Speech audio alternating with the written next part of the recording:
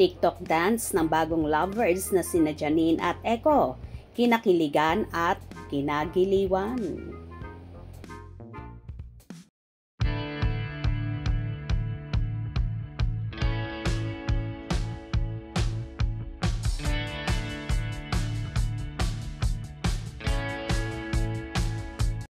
Usap-usapan ngayon ang naging upload na dance TikTok ng napapabalitang magjowa na at bida sa hit series na Lavender Fields na sina Janine Gutierrez at Jericho Rosales. Ibinahagi nga ng Econin ang so sweet at nakakakilig na TikTok dance moves nila.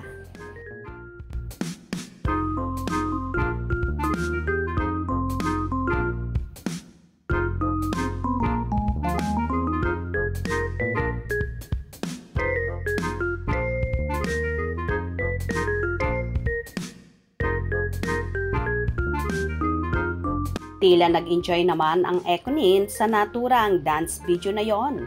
Samantala marami naman ang natuwa at kinilig. At ganun din na in love sa bagong paayuda ng bagong mag-sweetheart na kinakarir na rin ang pagti-TikTok. Mukhang masusundan pa nga ito lalo't nahahatak ni Eco ang dalaga sa ganitong mga challenges. May manghanas naman ang kanilang fanay sa sweetness ng Econin na bigay todo sa pag-indak. Wow! Ang sweet naman ng Econin. TikTok pa more. Wow!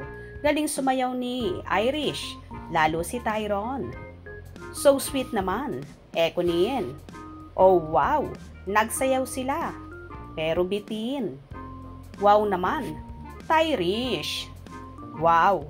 Nakakatuwa. Wow! Ang sweet. Bagay kayo. Wow, Eco! Ikaw lang talaga nagpasayaw kay Janine ng ganyan. Iba talagang nagagawa ng pag-ibig. Econin, road to forever na. Bitin, pero ang cute nila.